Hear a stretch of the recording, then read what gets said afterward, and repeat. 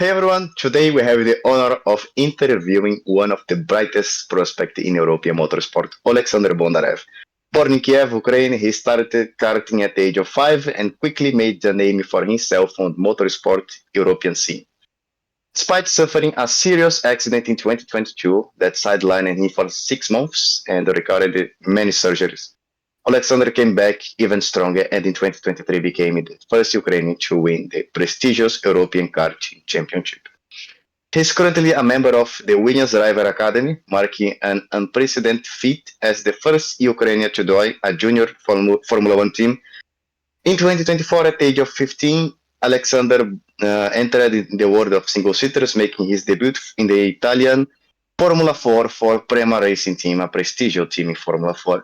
His trajectory is a true example of overcoming and talent, proving that determination and hard working are always bear fruit. With a promising future ahead of him and already collecting victories in the lower categories in karting, Bondarev is a name that will certainly hear and see even more in the future of motorsport. So, Bondarev, quick introduction for you. Yeah. Could you talk Uh, for us about you? yeah. Hello, guys. Yeah. Everything you said was pretty much the summary of what I had so far. So yeah, you did a very good job. Amazing. Oh, All Victor, right. Yeah. now Okay. So, first of all, thank you so much just to be here. That's a pleasure for us. And just to start, what motivated you to start motor racing? uh, yeah. So I always liked cars since I was little. So, but basically, I started with hockey, which was definitely not my best sport. I did not hockey. I didn't like to Like work icy with people. hockey? Yeah, ice hockey. Yeah. Oh, Didn't like to work with people as a team, so that was not good. So yeah, I decided to go somewhere where I'm on my own. Yes, But yeah, motor racing is that. because you don't know what racing is, so my mom brought me to my first car test, and then since then I just loved it. That's great. That's a great motivation to start in motor racing, especially saying no to hockey. It was unexpected, to be honest. But do you like the sport, the hockey? Do you watch it? No, I don't watch it anymore. There's a reason why I didn't want to do hockey anymore. So it's just not watching Okay, anymore. okay. Now you can do things on your own. So, uh, Sasha, you suffered a serious accident, and you need to talk about that in 2022, and went through an intense recovery. How was it for you to overcome this challenge mentally and physically? Do you thought what about your career at that point? Well, as soon as I had the accident, I wanted to come back as early as possible because I knew that, like, obviously when it's not like I was 5 years old and I was like, okay, I'll continue the race. No, I knew that I had broke my leg and that it will take a long time to recover, but yeah, I was ready to do anything I could to come back on track because without racing, it would just be very boring. So so yeah, did very intense recovery process. We went to rehab every day just to speed up the process of coming back. Went through 11 surgeries. Yeah, 11 surgeries. So that was probably the most difficult part because your body has to recover after each one of them, which takes some time as well. But yeah, when I sat back into the cart again, it was all worth it. good. Yeah, That's yeah, that. that Yeah. point of career is like a phoenix. He went through that like Niki Lauda, the Ukrainian Niki Lauda, we can say it. Because Yeah, that's the yes, same. That's yes, the same situation I think Johnny Herbert had in Formula 3000, and Yeah, he suffered a serious accident and broke his legs, and went back, won the title, and raced in Formula One. So exactly. yeah. So you mentioned difficulty part of your life that was the accident, but what been Yeah. the most memorable moment in your life of your career?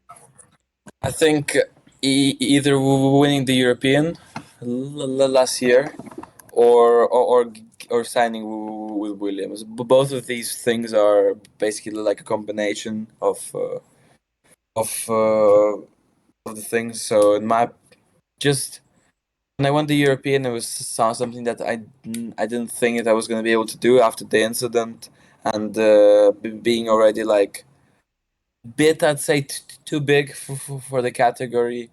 It was like I needed to do everything perfect in order to win the championship, considering that how great rivals I had that year. So yeah, was very important for me to win the European and signing with F1, because in my opinion that's for sure like the best thing that could happen with me in my career right now, because Williams, they know what to do. They've worked with so many incredible drivers, and they will for sure help me in my career. And you mentioned Williams Racing Academy, and we'd like to know how did Williams approach you about signing for the academy? Was there many conversation, many teams approached you? Was only Williams? What you saw in their project? What you saw in Williams that felt, well, that team is going places. Yeah, no. After the European, a few teams wanted to sign me, but we decided to go with Williams because I felt like the project that they're making with the academy is really, really good, and I thought that was going to be the best place for me as a driver at that point. So, yeah, we already started to work together since the start of this year, and ever since then, everything has been going uphill. So I'm very happy with the decision that we made to sign with Williams. It's Right. amazing. Williams has bring Logan Sargent from the academy. Now Yeah. Frank Colapinto from their academy. They have Luke Browning, and who else is in the academy? Zach Little O'Sullivan, Alessandro Zach Giusti. O'Sullivan, yes, I forgot. Yeah. Many talented drivers. I mean, I'd say maybe Giusti and Sullivan are like a bit higher than Browning, but all of them are very good drivers. And now they Yeah. signed Bondarev is like, in my opinion, maybe one of the best in their academy right now. I we see next year. We see next year. Yeah. Yeah, we'll see. Right. You So, mentioned the academy drivers. So, do you know that Williams also have an engineering academy to develop the young engineers? So, I'm just curious about does the drivers academy have contact with this engineering academy or not? No, I don't think so. No, the people who I have been working with were already like the people who work with F1 drivers. So I don't think that come across. Oh, okay. Yeah, oh, that's interesting. Prema, Victor is asking that because he wants to be a Formula One engineer, and Yeah. he's always Yeah, interesting on these things. yeah, just a little history. I participated in a competition that's like the karting from the engineers. That's F1 in Oh, schools. It's yeah. a competition where young people from high school just develop a small Formula One cars. I have my car here since the last World Finals. It Yeah, was perfect. one Singapore. So every year they took like 10 talented engineers to from this competition to work for them. And I was just minding if they do the same for the engineers as they do for the drivers, you know. Yeah. Well, I'm just funny.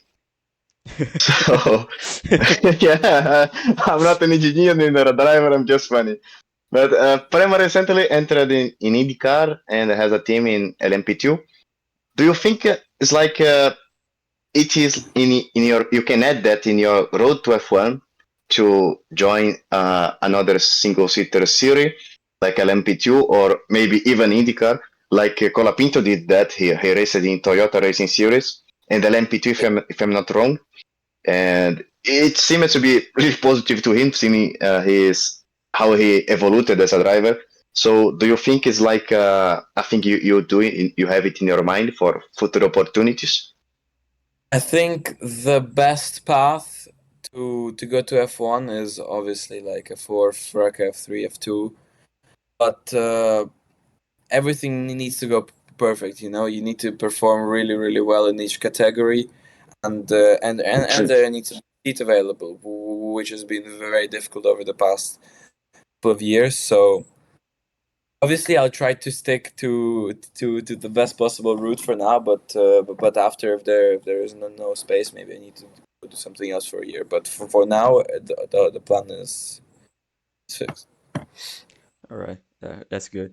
That's curious because some drivers are preferring to do GB3 instead of doing Yeah. Preka. I Oh, think but by the success GB3 of have a Oliver. really good, yeah, they have a really good car for next year. So I'm not, I don't know, but for sure GB3 I think will be a very popular championship soon. Good. Yeah.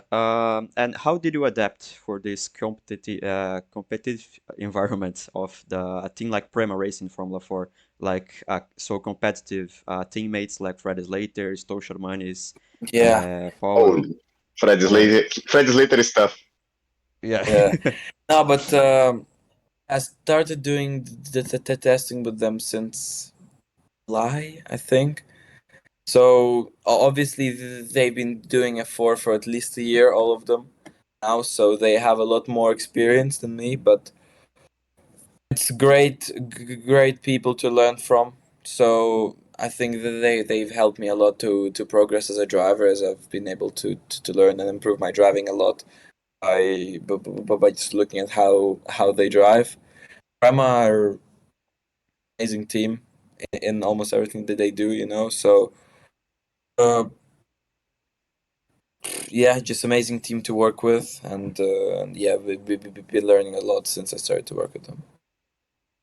It's kind of curious for me hearing that because I always thought that different drivers always have different engineers, different teams inside the racing team, and one it doesn't help the other to improve. I'd like to know that from you, like how having a good teammate influence you. Like if you had like a bad teammate, do you think would that be that positive for you? That be like worth it, like having a good teammate, even if he is sometimes faster.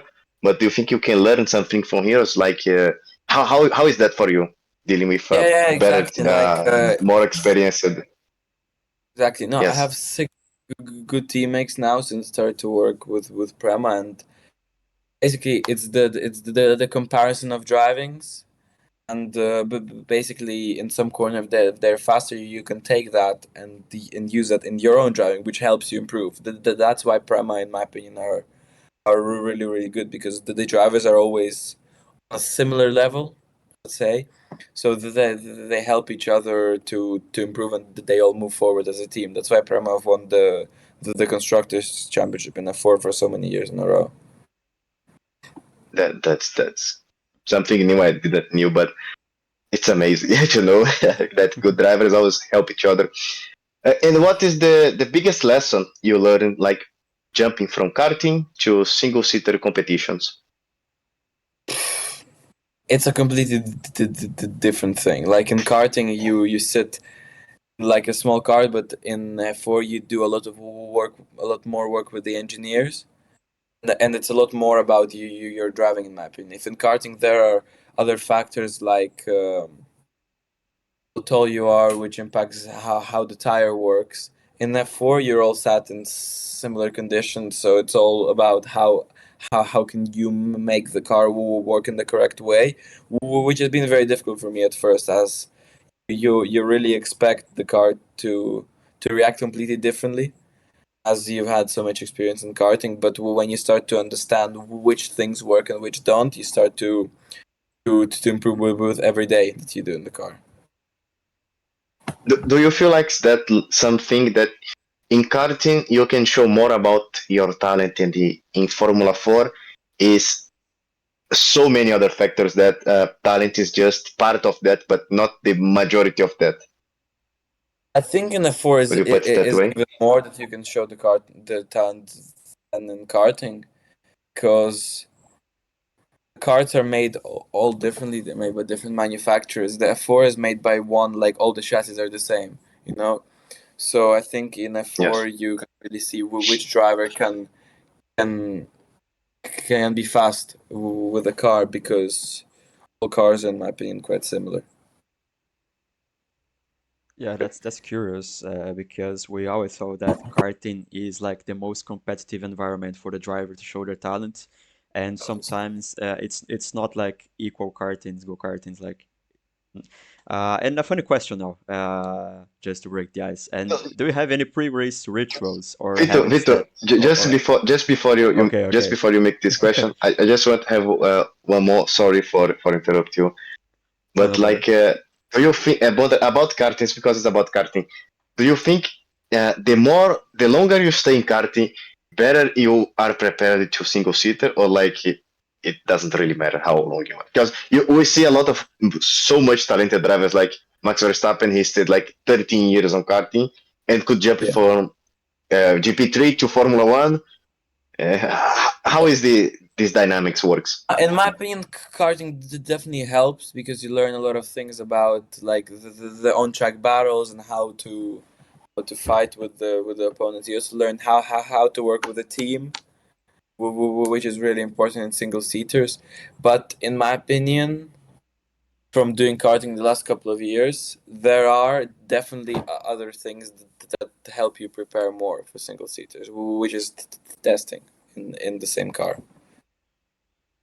Right. Yeah. So Victor, That's all go right. on. No, just continuing before the question that because we had a good statistic that Thiago said to you that Max Verstappen did I think 13 years of karting, and if you see his results in Formula One, it speaks for himself. And like Nicolas Latifi did just 3 years, I guess. So we try to do this balance, with the question just to know that. This Yeah, correlation. this correlation. Yeah.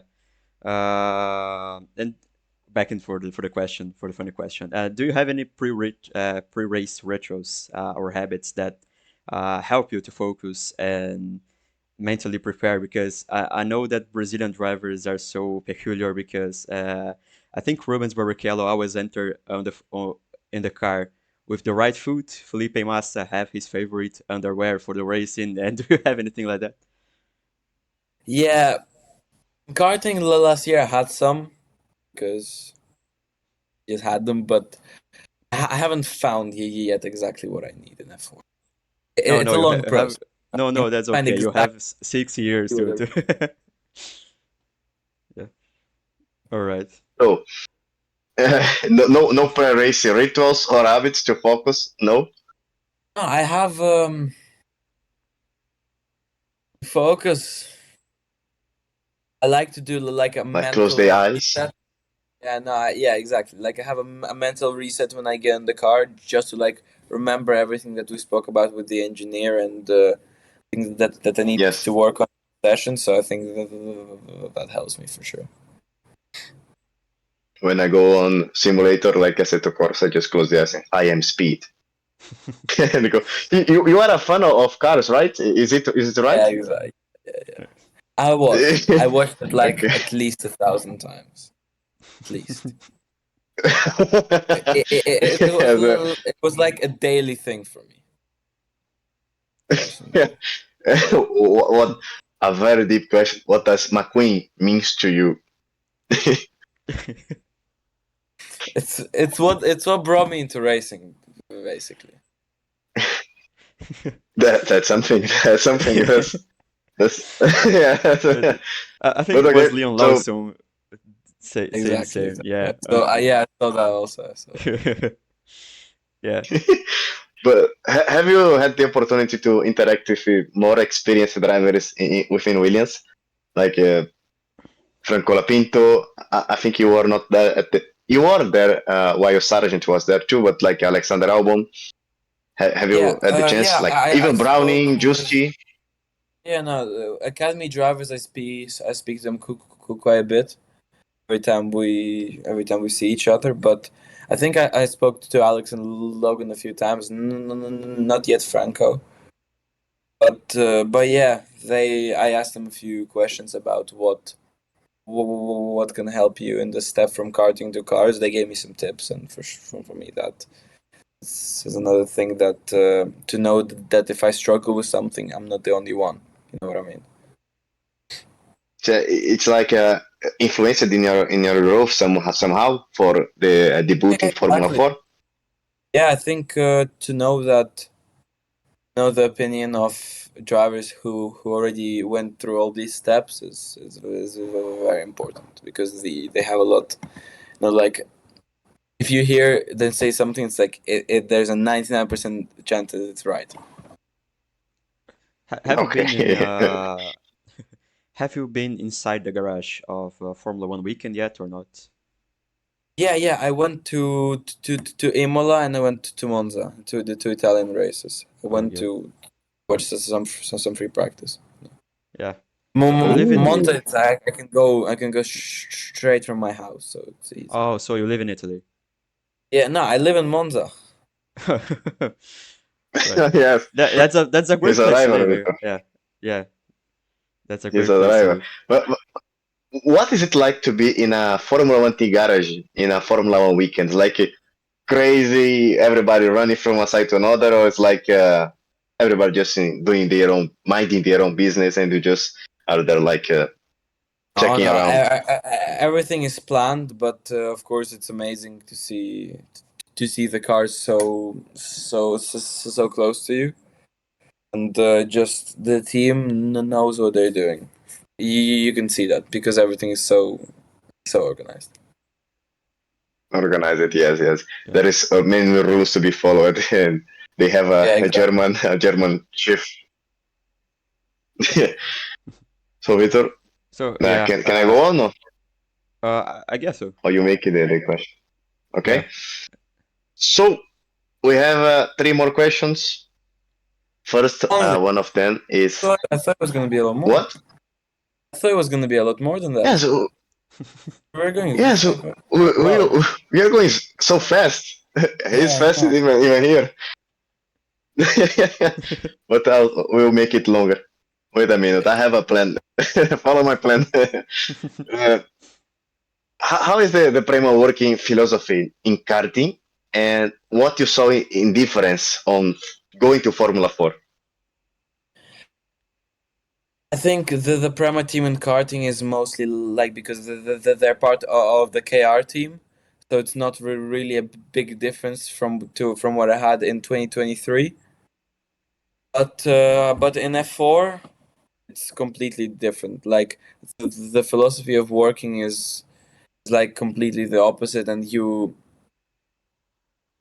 need to just apply everything the engineer says because they've been in this category for a long time and they know exactly what the driver needs to go faster on every track. So I'd say just it's a lot more about the driving. They focus on preparing the drivers for the next for the next steps because for sure they know what they're doing and if you see all the drivers that went through Prema, they have proved that their level for sure. Yes, Really. it's the best. It's the best racing team because Yeah. you can see the last 4 years, I guess. Prema completely dominated with Antonelli last year, with Slater this year. Yeah. Early a year before, 2022 or 2023 was last year. Oh, Yeah. okay, it was No, no, it the was US Lindblad race. Yeah. fumble. Yeah. Then blood fumble at the end. Yeah. Yeah, it happens. But The yeah. Stuck. Yeah. It can happen, of course. But like I have also coming back to karting, of course. Freddy Slater, for example, he went to KZ and I think KZ2 karting, which is the Yeah. shifter, right? Yeah. And you went strict from the OKJ. Yeah. I always misunderstood the names. OK karting, junior karting to Formula 4. Do you think there is any gap between doing a KZ series to an OK series that you need to recover in this meantime? Yeah, no, I think Slater did one less year of junior, so he had that year in the bag to just go and do KZ. I tried the KZ a few times, and I love it, and I know why everyone says that it's so nice to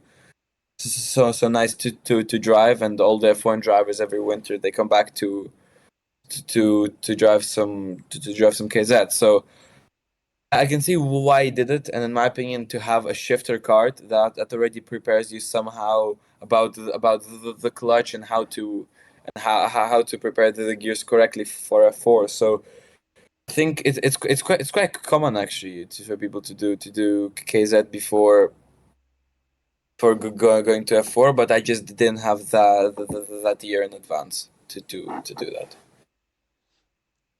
Great. Okay, okay. It Just happens. Just the Williams also do that kind of company karting weekend where they put every single driver and some employees like engineerings and just to racing each other at the end of the year.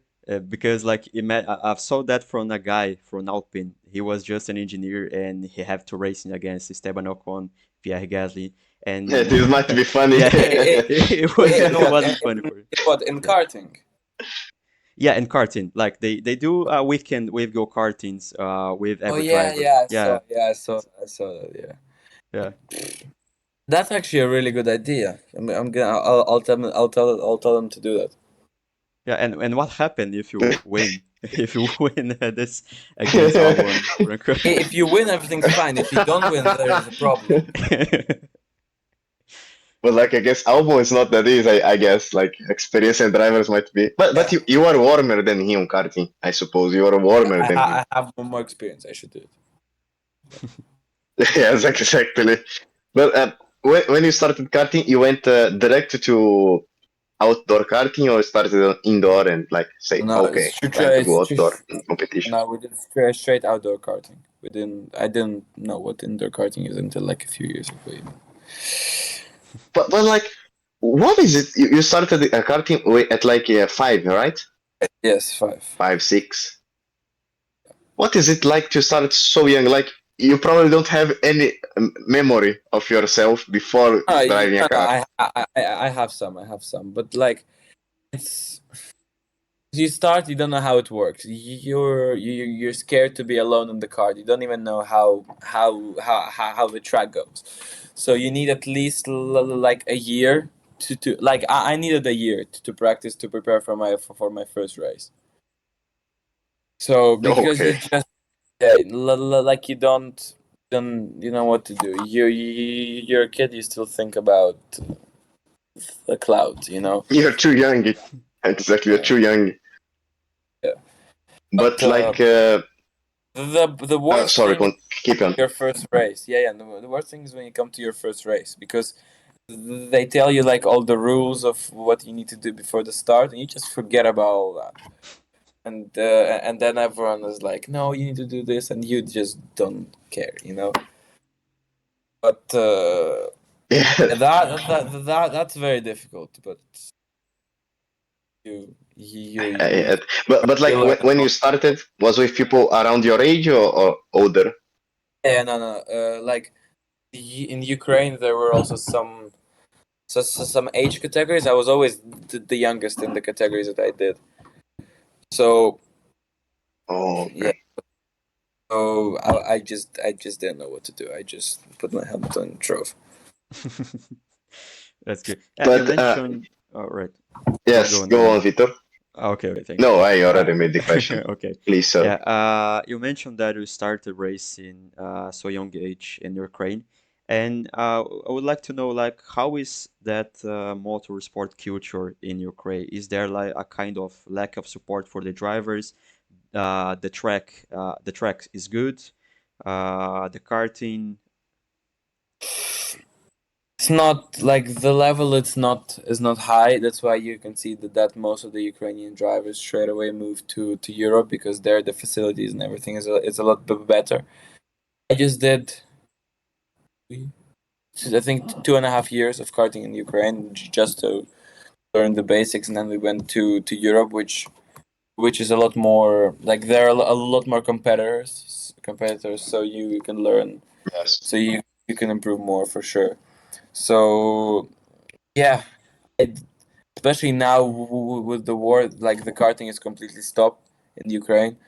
So you need to go, like you have to, if you want to be a driver, you need to go straight to Europe. But like, what would you say that differentiated you from other Ukrainian drivers that are trying the same? We have another Ukrainian driver now in Formula 4 Italian, right? Cool. I, I asked what differentiated you from other Ukrainian drivers and Yeah. to have more success, and how it is for you. I think, well, in Ukraine, I already, like in 2016 I won like all the three championships that there are in Ukraine. Just I don't know, I just drove good, and You're and just after, fast. yeah, I think after we did a good decision to like at what time to go to Europe, because there there were only like 10 drivers in my category, and you don't really improve as a driver if you drive in the same conditions all the time.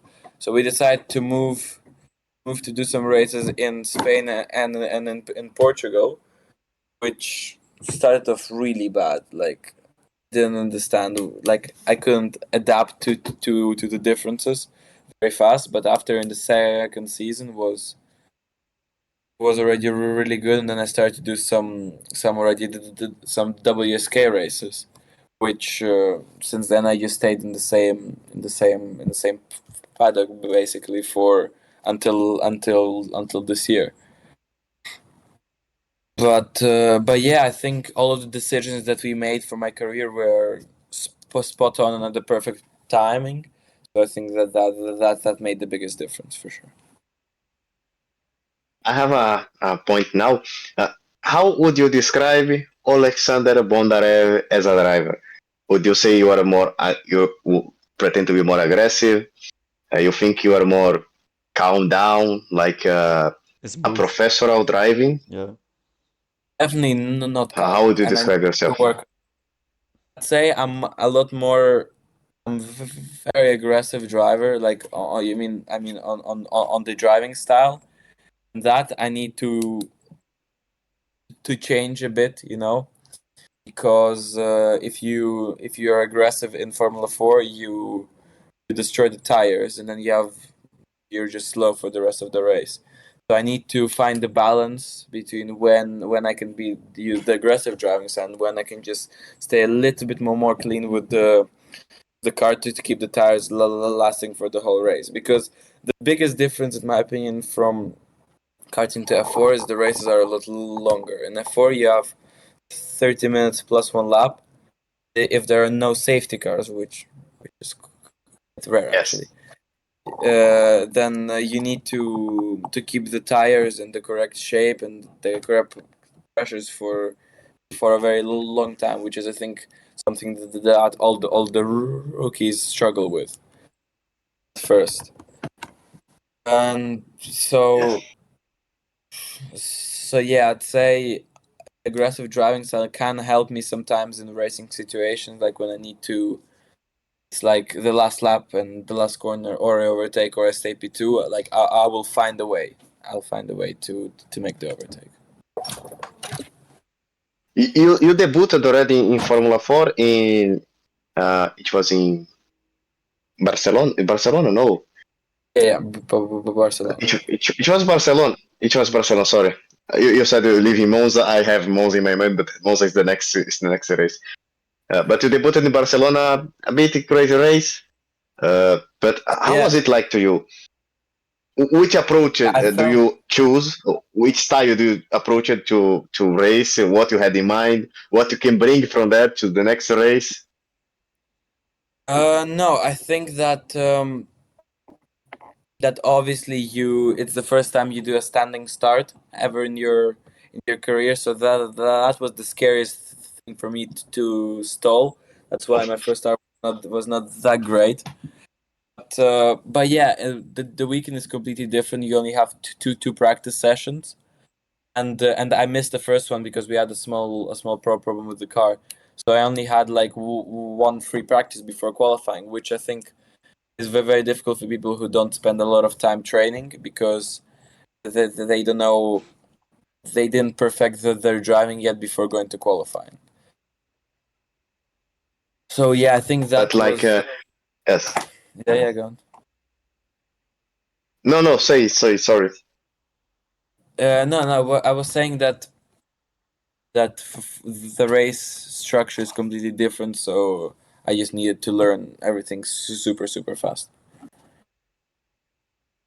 It might be a bit chaotic, but in the race, what you had in mind?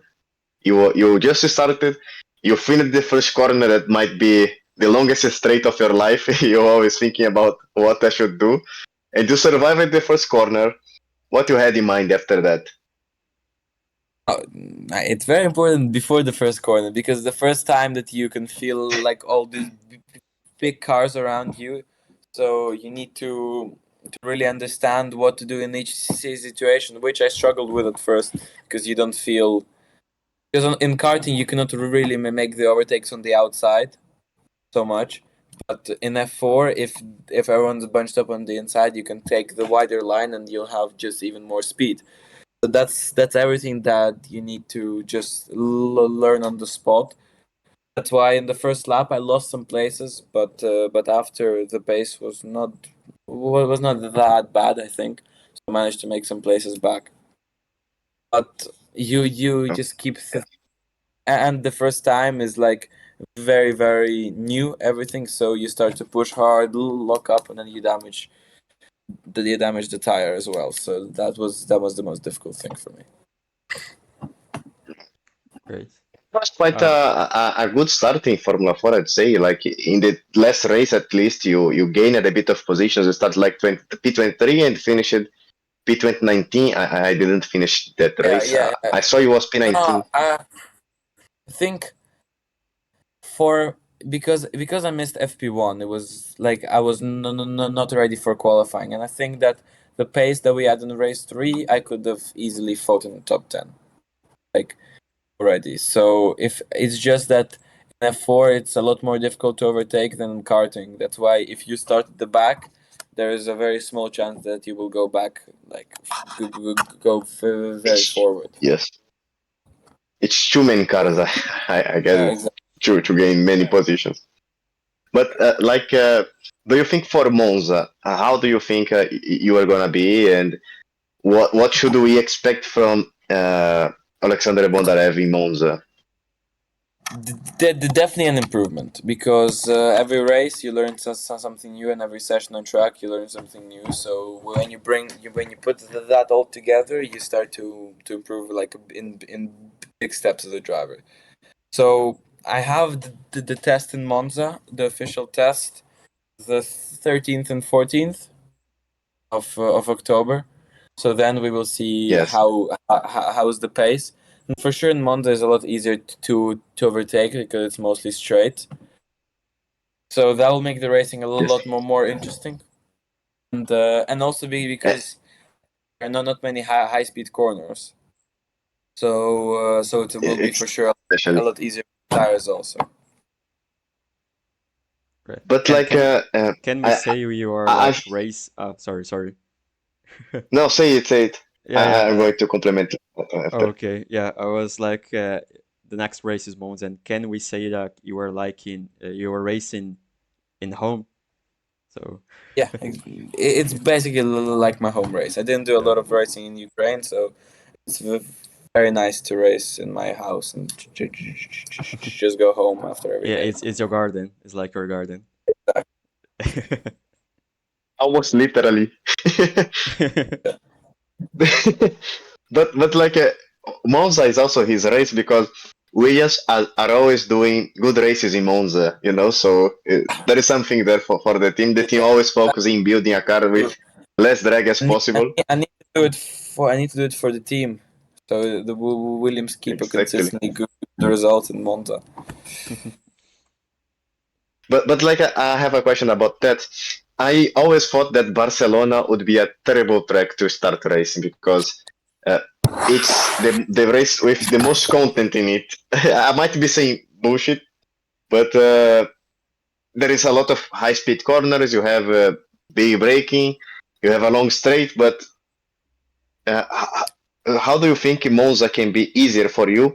And am I right in saying that Barcelona would be a nightmare to start a Yeah, series exactly. racing No, there?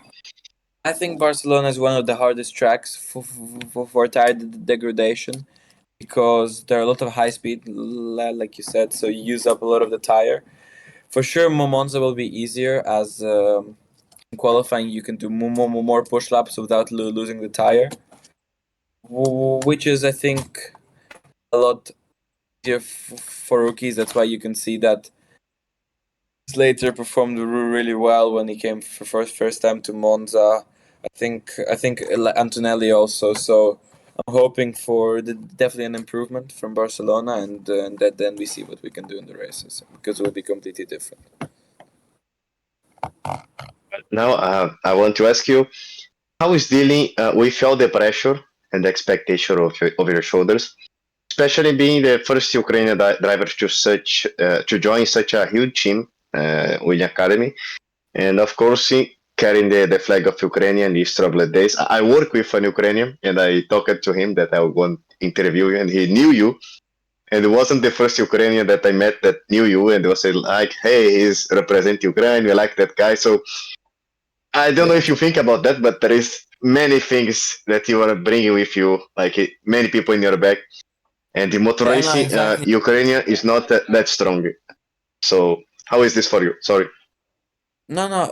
Yeah. If you look at the live stream of race one, all the comments are about me, and I was like, "Come on, it's my first race. Calm down, you know." So yeah, Yes. there's a lot of support always. So I really enjoy that. But yeah, I'll try to give the people what they want to see from me soon. All right. But like, this pressure influence you, or you just can deal with that No, really well? I Because at try your age, to. I couldn't.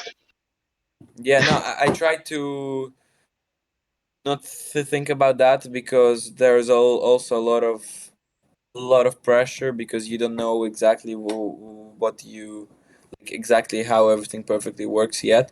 So I try to not think about that and just focus on driving and how to maximize the performance that I can get out of me for now. That's all right. Yeah, I expected that because especially when you had the accident, the sadly accident, you had a lot of media over you, right?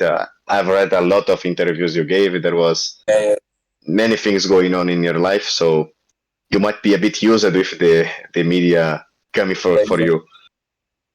No, it's not. It's They're hunting. no, not the media. I don't have any problem with that, But it's mostly like because everyone knows that you perform the best if you don't have any pressure. So I try to follow that as much as possible because I need to. For now, that I'm still not the most experienced in the category, I need to do everything in the driving like as close to perfect as possible.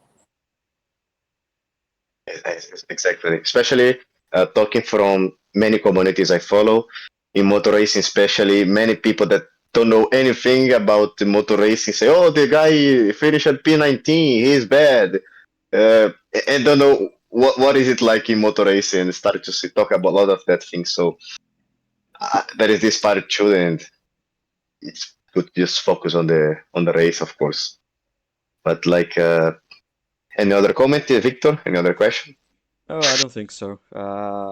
Just saying that that's good to have you in this interview No, because I for the have the, Brazilian the less people, traditional question too. yeah, the I have last the less traditional. But traditional but question. before that, just mention that it's good for you to be here because Brazilian people especially started to watch a lot of the feeder series now because of the recent success of Felipe Drugovich, Gabriel Bortoleto, Yeah, now yeah, Rafa exactly. Camara, and they started to watch a lot and it started to had an eye on the talent. So it's good for they know you. We have a stronger community here, so I hope the Brazilians will support you as well. Perfect. Yeah, I Yeah. hope so. It's a pleasure to be doing this. Yeah, and the last traditional Make it. question, Tiago. Yeah, all right. First, I really want to next year hear the Ukrainian song. Che ne la Ukraini, slava. Why Sorry, not this I year? had to do it. Why not this year? Next year, next year. Oh, Why not this this year, year? Yeah, yes. this year, Monza. Yeah, next race. Anytime, huh? Yes. So as soon as Would be possible. amazing. Would be amazing. I would be singing that. I would be singing that. When you sing the national anthem of Ukraine, I will be singing that. Because I learned it for this moment. I learned it for this moment.